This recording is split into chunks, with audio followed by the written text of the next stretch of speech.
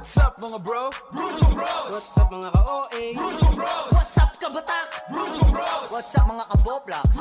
What's up mga bro? Siguro nagtataka kayo kasi wala kami masyadong video sa Brusco House, sa mga sarili-sariling channel namin. Kasi yung mga na-upload namin sa Brusco na YouTube channel, medyo dati-dati na yun, kumbaga pondo namin. And then, makikita nyo gumagala na kami kasi nanakawan kami dito sa Brusco House. Hanggang ngayon natotrauma pa rin kami kasi hindi kami makapaniwala sa nangyari sa amin. Kasi sobrang planado, sobrang galing nung ginawang pagnanakaw dito sa amin. Alam na alam nung magnanakaw yung mga oras ng pagtulog namin, kung ano yung mga kukunin nilang gamit, kung saan kami natutulog, kung anong araw kami nauwi or yung ibang tropa, kung saan sila papasok. Basta talagang pinag-aralan nila kami dito, bukod pa yung nakikita nila sa vlog eh. Bukod pa yung talagang nandito kami kung anong ginagawa namin, kung ano ba yung safety namin dito, may security guard kami dito, tapos nadali pa kami ng gano'n. So i-explain ni Glendon yung pinakauna kasi sila yung mga unang nagising sa basement. So, ayun na nga, yung nangyari sa amin. Kasi, ang unang nagising talaga nun, si Daddy at saka si Jose. Nang unang nagising sa nila si Daddy yon, umihi muna. Tapos si Jose, nagising siya, si Jose, kasi hinahanap niya yung cellphone niya. Tapos parang namalayan yata na Jose, di niya pala namalayan na nawala na yung cellphone niya. Tapos doon din hinanap ni Daddy yung cellphone niya. Ang una talagang ginawa ni Jose bago niya ako ginising, umakyat muna siya dito sa sala namin. Tapos kung nakikita niyo naman sa mga video or sa vlog ng Brusco, nasa lamesa lang yung yung mga ibang camera or yung iMac ni Jonah. Tapos pagkita ni Jose, wala na yung iMac ni Jonah. Yung malaki na parang TV size na yun. So, ayun, nawala. Tapos saka ako ginising ni Jose, tumakbo siya sa baba. Kinalbit niya ako, nagising ako, sabi ni Jose sa akin na, Pia G, yung laptop mo yata wala na din. Kasi yung iMac wala. Tapos nagulat ako kasi syempre kakagising ko lang yun agad yung bungad ni Jose. Kala ko nagbibiro lang siya. Sa basement kasi, ang nagkataon nun, kaming tatlo lang nila Jose ang natira. Si Daddy, si Jose, ako. So kadalasan kasi talaga kapag normal days, madami kami doon. Sila Jeric nandun, sila Jig, sila Justin. So wala sila doon. Tapos yung laptop ko katabi ko, tsaka yung cellphone ko, nawala. As in, talagang hinanap ko siya, hinalubog ko, ilalim ng kama, wala talaga. Ang natira lang sa akin yung camera ko. Tapos, yung nakyat namin dito, yun nga, wala yung iMac, nagulat ako, wala yung iMac. Tapos saka namin ginising sila King. Si Daddy, binuksan niya yung pinto, nagising agad si King na sabi niya bakit daw. Tapos sabi ni Daddy, yun nga, nanakawan kami. Nanakawan tayo. Inakyat namin si Jonah kasi sabi ni King, baka naman yung iMac, inakyat lang dito sa taas. Tapos tinignan namin, tapos wala talaga. And then doon na namin ginising sila Jonah. Kasi wala nga doon sila, sila JM tsaka si Mia. Nagkataon na si Carla, iihino. Nagkataon nagkasalubong. Tapos sabi, nanakawan tayo, ganun. Tapos nagulat na sila, paspas na yung bangon si Jonah. Tapos yun na, pagkita namin dito sa balcony, bukas siya. As in, talagang kasya yung tao, kasya din yung mga gamit na pwedeng dalhin. Nagulat kami. Yun na, parang medyo nung unan, hindi namin alam yung gagawin namin kasi syempre madaling araw yun. Kumbaga, pagkakagising mo, gano'n agad yung bungad. Kumbaga, hindi namin alam. Si Kuya Marte, lumabas agad siya, ginising din namin siya na sabi namin, yung guard namin. Sabi namin, Kuya Marte, nanakawan tayo. Paspas din agad siya, bakon siya. Nag-ilaw agad siya dito sa paligid ng ng Brusco House. Kasi sa likod ng sa may balcony, may likod kami dyan, may grotto kami, may mga electric fence kami. Pagkita namin dito sa may bandang likod, wasak yung electric fence tsaka yung barbed wire. So, ibig sabihin, dun sila dumaan galing sa likod. Yung likod ng Brusco House kasi is parang bukid. Tapos may daan siya na pakalsada dito sa harap namin.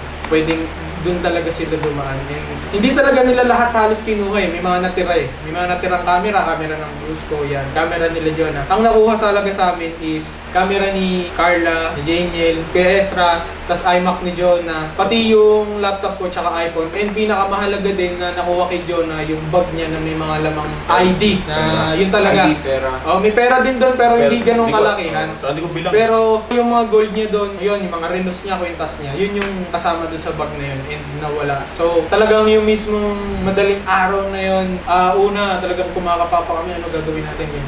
Nilabas pa namin nila King, pumunta kami sa likod ng court, baka nagtatago, ganun. Wala na, nakatakbo na sila. Tapos saka kami nag-decide na, tara punta na tayo ng police. 4:30, mga ganun. Paalasin ko na, paumaga na yun. Pumunta kami agad ng police kasi talagang, hindi namin alam yung gagawin namin eh. Tapos buti na lang, may nakita kami police yun. Pumunta din sila agad dito, inimbestigahan nila. And yun, talagang nakaka-trauma lang kasi syempre, thankful pa din kami kasi walang nasaktan sa amin. Ay mga magulang namin na sinasabi, dalawa lang yung pwede nilang gawin pag pumasok sila sa bahay, manguha ng gamit and kumuha ng buhay ng tao. So thankful pa din kami kasi walang nasaktan sa amin or walang nasaksak, ganun. Kasi syempre yung gamit nababalik naman niya. Pero kumbaga masakit din kasi syempre pinag-ipunan namin yung mga gamit namin. Hindi rin biro yung halaga nun, pero tinitingnan lang namin yung positive side nung nangyari. Sa akin naman, walang nawala sa amin kasi ito yung kwarto namin ni King dito sa June. Yung sa kwarto namin, parang hindi na siya nagalaw. Siguro, tapos na yung oras nila, tsaka siguro puno na yung bag nila. Walang nagalaw sa amin, thankful naman kami doon. Hindi ko nakusay kahit bukas yung pinto. Hindi siya pumasok talaga totally sa kwarto namin kasi siguro kilala niya si King na mabilis magising to si King eh. Kahit hawakan mo lang ganyanin mo lang si King, nagigising na yan eh. Kaya siguro alam niya yung mga ganon, hindi na siya pumasok. Ginising kami ni Daddy noon eh. Pag gising niya sa amin, akala ko kung ano lang, sabi, punta daw kami sa taas, sigin daw si Jonah, baka daw naitago lang yung iMac kasi wala daw yung iMac. Nung na-confirm namin kay Jonah, talagang ayun, confirm, nanakawan na nga. Sinubukan pa namin silipin yung labas, tapos nung parang wala na talagang pag-asa, ayun, nag-iag na ako na pumunta na sa presinto para i-report.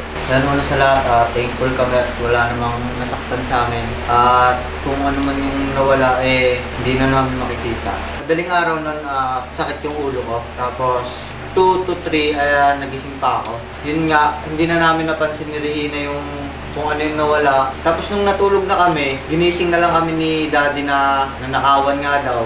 Siyempre, kinay ko muna. Bukas na yung pinto. Tapos, inakit ko yung yung taas kasi baka tinaas lang ni Jonah yung iMac. Then, nung nakita kong wala dun sa taas, ginising ko na sila. Ginising ko na si Jonah. Actually, si Carla pala nang paihi na. Ayun, thankful kami kay God kasi wala namang nasaktan sa amin. Ako, hindi naman ako nawalan, kami ni Russell. Kasi hindi na napagtangka ang buksan yung mga kwarto. Tsaka bilib din ako dun sa nagnakaw talaga kasi ang lakas ng loob. Alam niya naman marami kami. Tapos nakuha niya pang videoan si Fake Dogs ng tulog. Yun. Binidyohan tapos binidyohan. Iniwan. Mga 315 yun. Oo, tsaka parang piling-pili din yung nakuhanan Yung mga open lang din talaga sa baba, sa basement, open na open. Yan, pero hindi kami nasaktan. Buti, walang nagising din nung oras na yon. Sigurado pag may nagising doon, Oo. sigurado mananap. May masasaktan din pag talagang nagising. So, ayun, pinagpapasa Diyos na lang din namin lahat ng nangyari nito. Estimated money na nawala, yung cost din, almost 1 million talaga siya. Kasi hindi biro yung presyo ng MacBook, iMac, camera, golds ni Jonah, gold watch, pera, Cellphone. IDs. Siyempre, mahirap natin yung bigla-bigla, mawala ka ng mga lisensya, kaya naubos din yung oras ni Jonah sa pag-ayos nun. Buong araw nilaan niya lang sa pag-ayos nun. Talagang perwisyo talaga. Pero okay lang naman, thankful naman kami at hindi nasaktan kami at yung mga girls na kasama namin dito. Yun talaga yung number 1 na pinagpapasalamat namin, although na nakawang kami. Thankful pa rin kami kay God kasi hindi pa rin niya kami pinabayaan. Siguro, talagang kagustuhan na lang din ni God na talagang matulog lang kami that time at hayaan na makaalis na yung magnanakaw. Hindi natin masasabi kung anong mangyari kung magising kami, makita namin yung magnanakaw, sigurado, para hindi mahuli yung identity niya, kikitin siya ng buhay para matago yung identity niya. Siguro talagang nangyari na lang talaga yun. It is what it is na lang. So yun guys, bali, ako na magsasalita kasi umuwi kasi sila JM nun sila Gary. Basta alam nung magnanakaw kung kailan ang uwian talaga. And then, yun nga, nagising ako kasi si Commander, pag iihi yun, sinasamahan ko. Pag tayo niya, nagising na ako, and then pag bukas ng pinto, sakto doon si King, saka si Regina. Kaya bakit? Nanakawan daw. E di bumaba ako, pagkita ko wala nga yung iMac. Kasi yung iMac, laging nasa mesa, nakikita nyo sa vlog, nasan yung pwestuhan nun. And then, yung bag ko pala, pag walang masyadong malaking pera, hindi ko tinataas ng kwarto. Lately ko lang nalaman nun na, yung bag ko pala. Andun yung mga gold ko, pero sabi ko, yaman na nga. At least, walang nasaktan. Yung talaga pinagpapasalamat ko talaga kay Lord kasi walang nasaktan. Sa mga Brusco family ko dito, kasi pag kung may nasaktan man, umaga mabigat mabigat yung dadanasin namin. And then, okay lang yung gamit kasi yung gamit, nabibili yan, yung pera, kinikita yan. Ang message ko sa mga kaaway, good luck sa inyo kasi may karma yan. Kasi pag yung anak ng Diyos, yung ginago nyo, bahala kayo. Mabigat ang bawi niyan sa inyo. Yun talaga yung pinakamasasabi ko sa inyo, pero ayos nga yung ginawa nyo, ayos. Pero ayos din ba yan pag bumalik yung karma sa inyo, di ba? Hindi sila totally fans. Pero kilalang kilala tayo ng mga yan. Kilalang kilala tayo bawat sulok. So yun din yung mali namin guys kasi nagpakampante kami, wala kaming CCTV. Yun yung mali namin dito. May security guard kami kaso sa umaga hindi totally sa gabi. Yung mga gamit namin pahaya-haya lang kasi nasanay na kami. Isipin nyo naman, wala pa kaming security guard dati, hindi kami nanakawan. Yung security guard naman hindi siya totally, lahat kami dito suspect pero hindi namin pinagbibintahan kasi kamag-anak siya nila JM and then tito siya ni Paolo yung namatay na Brusco. Kaya hindi namin siya pinaghinala kaya naiyak din siya noon yung security guard namin kasi hindi niya akalain na nawalan din kasi ng cellphone. Ang dami. Si John yung cellphone niya nawala. Si Dogs binidyohan tapos binalik. Tapos laptop ni Gami, camera niya kinuha. Kay Carla yung camera niya nandito. Ang kinuha sa taas cellphone lang ni John pati laptop ni Johan. And then sa basement kinuha ng cellphone ni Jose, cellphone ni Daddy, laptop ni Glendon, cellphone ni Glendon. Talagang alam niya yung basement. Kung hindi ka talaga namin kakilalang magnanakaw, hindi ka mapupunta sa basement. Pwede ka tumaas kasi may hagdan. Pero yung basement parang malabo. So yun nga yung mali namin. Pinakita namin iba't ibang sulok ng bahay. Kaya nakapagnakaw talaga ng maayos yun. And then yun nga na pag-aralan kami, alam namin ilang linggo na yun na inaaral kami. Na tinitiktagan din kami dito kasi si Kuya, bago pa mangyari yung Friday the 30 ng gabi, si Kuya, may nakita mga motor na nagmamasid-masid sa bahay. Talagang natayo-tayo pa, makita lang. Kaya kumbaga napag-aralan talaga kami. Tsaka guys, bago pa mangyari to na manakawan kami, nung kinabukasan bago mangyari yung araw na yon, yung breaker namin sira. Nagbabaga yung breaker namin. Tumawag kami ng nagagawa ng gano'n ng breaker ng mga kuryente. And then pinatay muna, hindi totally blackout dito. Walang kuryente. Siguro yun na yung sign na pasugod na sila pero ang dami ng tao. Alam nila na yung araw na yun talaga yung nag-uwian kaya dun sila tumirada. Tsaka yun nga yung mga nawala sa akin na yung bag, may naman nga yung gold ko na relo. Yung binlagoy, 100,000. Yung isang Brusco chain, bukod pa yung iba. And then may mga pera. Ang masakit nga yung ID, yung mga passbook. Kaya baka guys, baka may gumamit ng mga ID ko. Dapat siguraduhin nyo na hindi lang send ID na ako yun kasi marami akong poser eh. Hindi naman sa pagmamayabang pagsikat maraming poser, diba? Baka gamitin yung mga ID ko sa mga maling gawain, diba? So yun nga, bali hindi rin sila pumasok ng kwarto ko kasi lagi nakalak yun. And then yung kwarto ni JM na katabi namin, lagi rin nakalak kasi umalis nga sila JM nun eh. And then maraming salamat nga pala sa Police Tagaytay kasi tinulungan kami agad-agad dito, nag-inspect agad. Guys, totoo yung yung sa YouTube channel ko na nag-live ako. Ang daming nag-post na nag-live ako na nanakaw kami sa Brusco. Totoo yun, kaso pina-delete agad sa akin kasi iniimbestigahan daw din, dinelete ko. Tapos ngayon lang kami nagsalita, mag-iisang linggo na. Tinry namin na kung may hanap agad, pero ongoing pa rin naman. Alam naman namin na malulutas din tong kasong to, pero kung di man, edi okay lang. Na-trace na yung bahay, kaya lang under surveillance pa.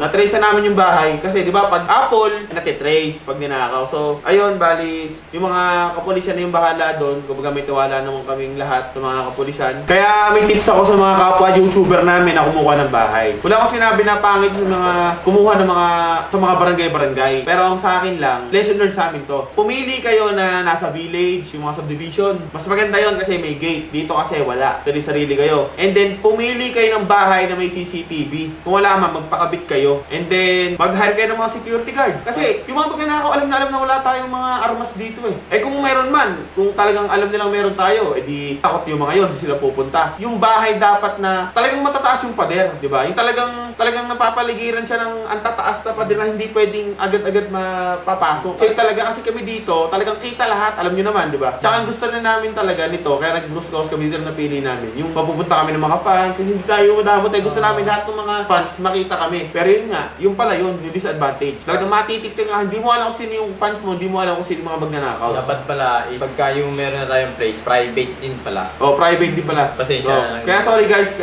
sa Brusco Mansion, kung may makikita man kami, hindi nyo na kami pupuntahan doon kasi trauma kami, nadala kami. Kasi hindi biro yun eh kung next time, hindi na mga village yung mga kinuha namin, baka buhay yung kapalit. Kasi alam ng mga tao na may marami kayong pera, gawa ng sabong, di ba? Yung mga fineflex namin, mga auto namin, yung mga iba't ibang mga binibili pa namin, di ba? Kaya lahat ng tao, syempre pandemic, naaakit sila na wag nakaw. Kaya kami guys, hindi nyo na kami makikita dun sa susunod na bahay o mansyon na kukunin namin. Sisigreto natin yung address. Tsaka sorry guys, isisigreto namin yung address. Supportahan nyo muna kami.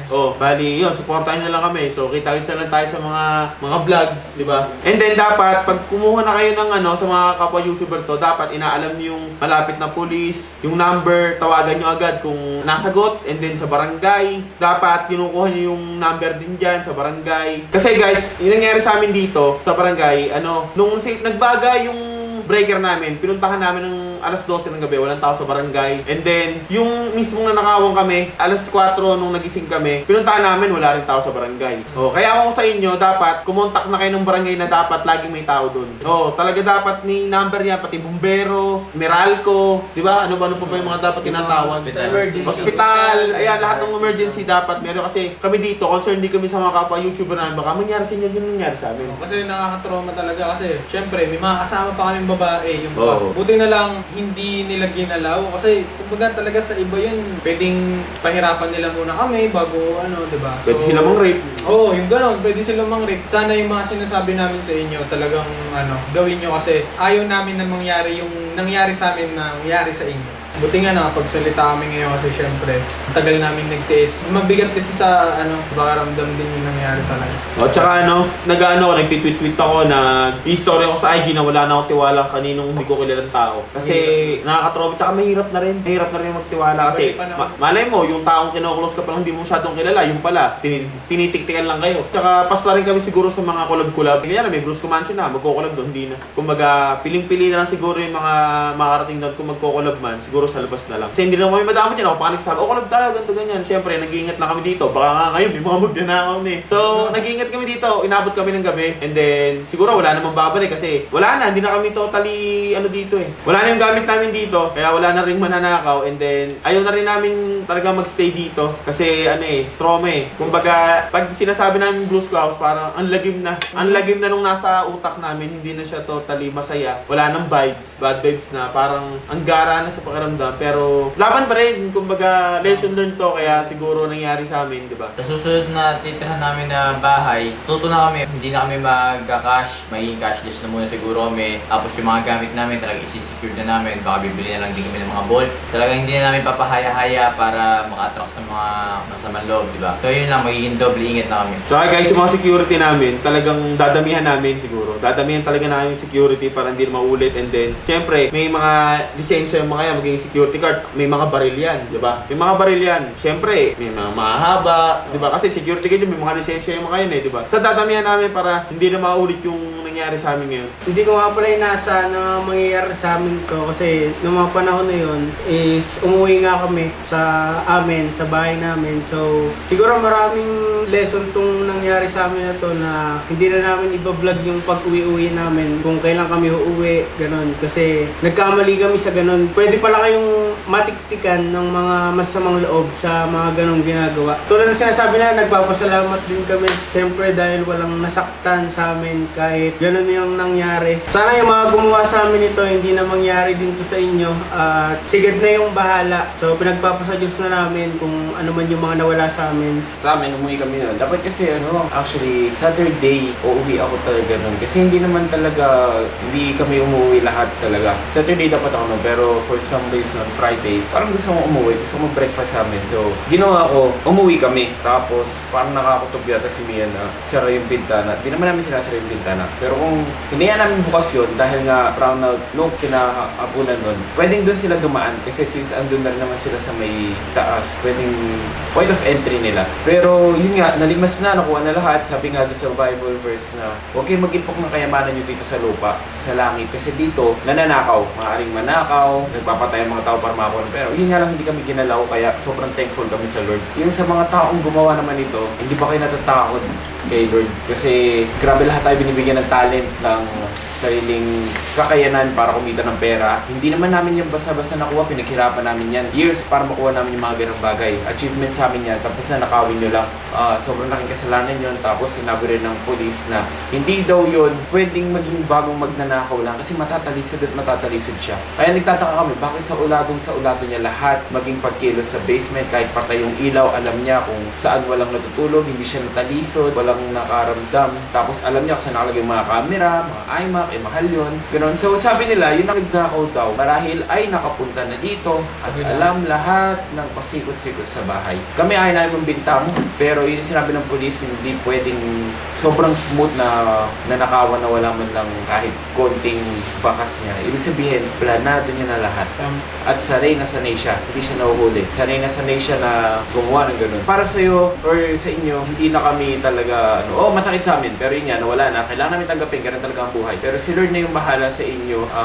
Nawa ay maawa sa inyo si Lord, mag-pray kayo para mabago yung sarili nyo. Kasi masama yan. Masama maging habit yan. Alam natin lahat, wages ng kasalanan ay kamatayan. So, sana mabago kayo ni Lord. Yung mga mga nanakaw nyo sa amin, okay lang kasi pwede namin ipundar ulit yun. Papasalamat pa rin kami dahil kahit na ninakawan nyo kami, hindi nyo kami sinaktan. Malaking bagay pa rin yun. Magpakatotoo tayo. Malaking bagay yun. Kasi kayang-kaya na eh. Tulog tayo lahat eh. Tulog kayo lahat dito. Kaya nang gawin kung anong bagay gusto nyo gawin siya. Pero hindi nyo ginawa. So doon nagpapasalamat kami sa inyo. Kahit na ninakaw nyo yung gamit namin, kaya namin paghirapan ulit yan. Yun nga lang, masasuggest ko sa inyo, nakagawa kayo ng kasalanan ganun. Kailan pa kayo titigil pag nahuli na kayo, pag napahamak na kayo. Kaya ayun, habang may oras pa, may kayo ng tawad sa Lord, mag-pray kayo, marahil pwede mabago yung buhay nyo. Kung ano yung ginagawa nyo, tapos nangyari, ginawa sa inyo, syempre masakit yun. Kaya magsikap din kayo. Nagagawa nyo nga kunin yung gamit namin na wala kaming nararamdaman. Ibig sabihin, magaling kayo, maayos ang pangangatawan nyo. Gamitin naman natin sa kabutihan. Yun lang yung masasabi ko. At yun, God bless sa inyo lahat, pati sa Brusco family kasi wala nasaktan sa amin. At sa mga pulis po na tumulong sa amin, maraming salamat po. Na-trace na nila,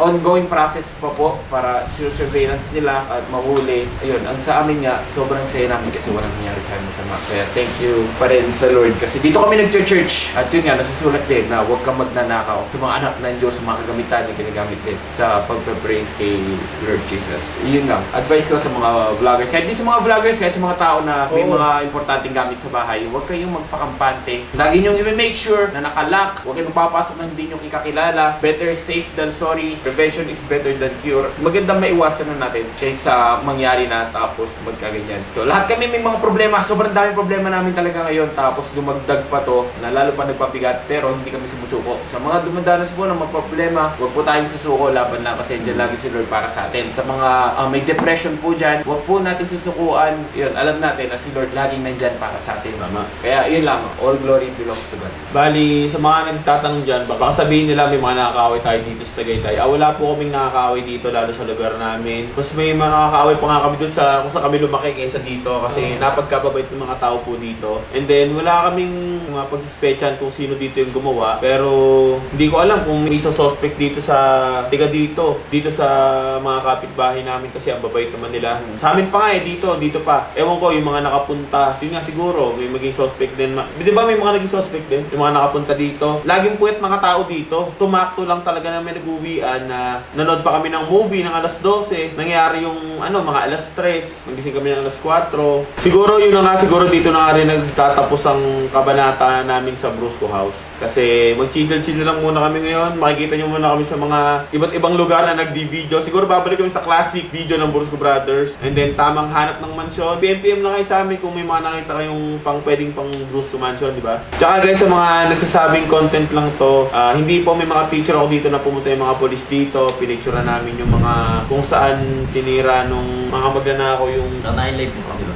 Na-live ko siya saglit lang pero dinilit ko na. Dinilit ko na talaga. Tsaka yun din, masasabi ko sa mga tao na nagsabing content lang yan, wala mga content, makapapansin sa social media. Okay lang, kasi isipin nyo kung sa inyo nangyayari ito, tapos gano'n pa yung babato ng tao sa inyo, di ba nakakasakit? Pero sa amin, tinatangke namin lahat ng masasakit na salita na binibitawan nyo sa amin, tapos ang gusto lang namin, gumawa kami ng katangahan namin para mapasaya kayo. Ganun lang talaga, once na tumagal ka sa social media, masasaktan ka. Pero once na ito na, kahit ano pang sabihin nyo sa amin na masasakit, ano pa rin ba gagawin namin? Gagawa pa rin kami ng mga katangahan namin para mapasaya kayo. Kahit na alam namin na hate nyo kami. At sa mga solid supporters naman namin dyan, maraming salamat hanggang ngayon. Sinusuportahan nyo pa din kami. Sa hirap at ginhawa, huwag kayong mag-alala, babawi kami. Once na magkita-kita yung mga landas natin, babawi kami sa inyo. Mahal na mahal namin kayo. Para sa lahat, hindi na sa mga kapwa namin YouTubers, para yun nga sabi niya yung pangkalahatan na umuupa ng bahay, dapat ang pipiliin yung bahay, hindi porkit maganda, yun na. Dapat iniisip din ng may-ari yung safety nyo. Hindi yung puro renta ng bahay, puro sira ng ng bahay, dapat yung inaalala muna, yung pinaka titira, di ba? Siyempre, kung may mangyari man doon, sino rin yung madadala? Di yung bahay din nirentahan, di ba?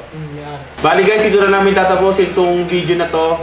Mag-iingat kayong lahat and then magpe-pray lang kayo. Kami dito, napakadami ng problema pero hindi namin tinatakbuhan kasi sinusolusyon na namin lahat. Pag-pray nyo na lang din kami, pagpe-pray din namin kayo lahat. Yun nga, maraming salamat sa mga nagtitis sa amin. Kahit 6 na lang kami ngayon. Jem, umuwi na tayo. Baka meron sa gilid-gilid. Hindi magana. Baka sa mga damo-damuhan, nandito na naman sila. Actually, huwag kayong mag-alala guys. Ganito lang kami. Dumadaan tayo ng ganito pero more exciting videos are Hey, Jem, Moving forward. pag may problema na nalagpasan, may blazing na kapalit. Na mas malaki. Malay mo, makahanap tayo ng malaking mansyon, ng Brusco House. Ng Brusco Mansion. Malay mo, yung laptop ko maging mas malaki. Tama. Malay mo, yung kaya mo tig 100K, makabili ako ng tig 300K. Yun. Diba? Eh, tsaka mga Pilipino tayo, kahit anong problema yan, hindi lang tayo. Tama. Tapos Pilipino rin yung nagnakaw sa atin. Kaya nga, sila masaya. Tuloy lang yung laban natin sa buhay. Kasi minsan, dadaan tayo sa lungkot. So, meron din tayong pagdadaan ng saya. So, Yeah. diretso lang tayo, continue lang. Patuloy pa rin ang Brusco Bros sa pagpapasaya sa inyo. Yo. Aasahan yung mas sasaya pa ang video namin sa dadating na pa. Yo! So guys, ano pang hinihintay nyo? Abangan nyo ang mga masasayang video ng Brusco Brothers!